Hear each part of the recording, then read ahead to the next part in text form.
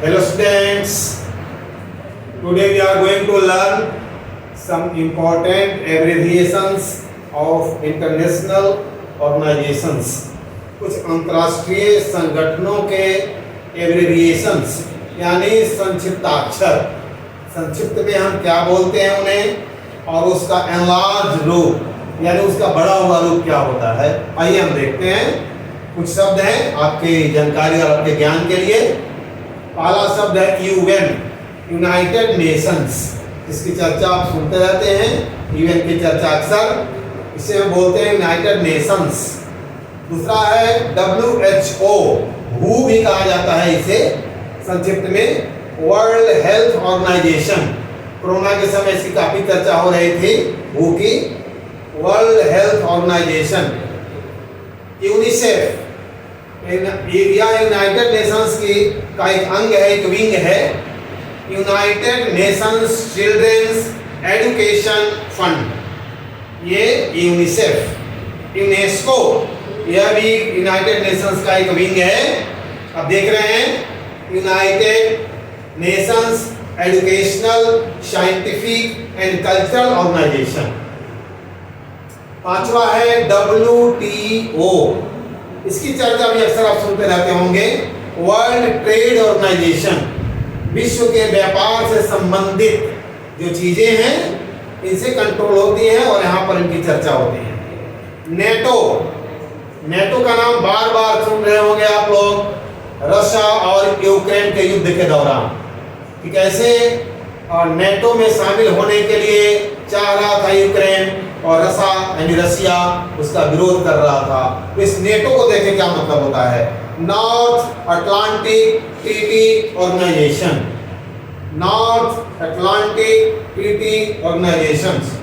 UPV, Universal Postal Union, पूरे विश्व में जो पोस्टल यूनियन है उसको UPV बोलते हैं। नासा, बहुत नाम सुनते होंगे, नासा जो एक स्पेस एजेंसी है अमेरिका की, national aeronautics and space administration, जो चांद पर अपने यंत्र भेजे, अपने यान भेजे, सूर्य की खबर लेने के लिए यान भेज चुके, और आज तो भारत ने भी लॉन्च कर दिया 11:50 पर आदित्य L1, जो सूर्य और पृथ्वी की कक्षा के बीच में दोनों के बॉर्डर पर स्थित होगा, L1 पॉइंट पर। फिर चलिए आगे बढ़ते हैं। तो नशा, national aeronautics and space administration. ISRO, अरे बड़ी चर्चा इसरो की। अभी हमारा चंद्रयान 3 विक्रम लैंडर अपने प्रज्ञान रोवर के साथ, रोवर इसका नाम प्रज्ञान रखा गया है, पूरा साउथ पोल पर चंद्रमा के घूम रहा है।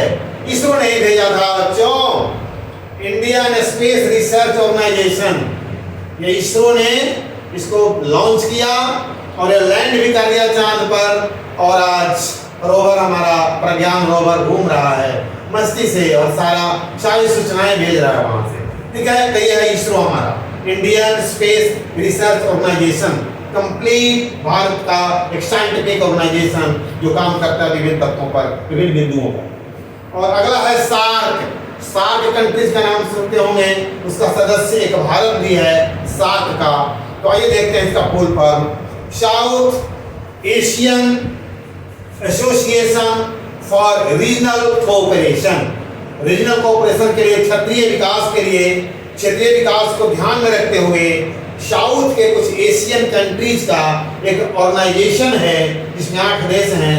7 थे, एक और बढ़कर के 8 हो गया है। कुछ दिन पहले, कुछ वर्ष पहले अफगानिस्तान भी सदस्य हो गया, तो 8 देश हो गए, और यह सार्क कंट्रीज के नाम से जाने जाते हैं, सार्क के सदस्य के रूप में। तो सार्क का मतलब देख रहे हैं, south Asian association for regional cooperation, आपसी सहायता के लिए, कोऑपरेशन के लिए बना हुआ एक संगठन है।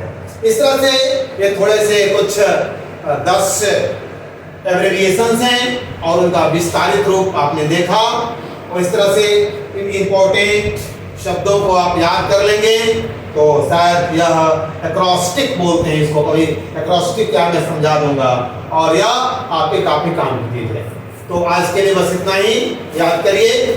थैंक यू, धन्यवाद। पढ़िए, शेयर करिए, लाइक करिए और सब्सक्राइब जरूर करिए। थैंक्स।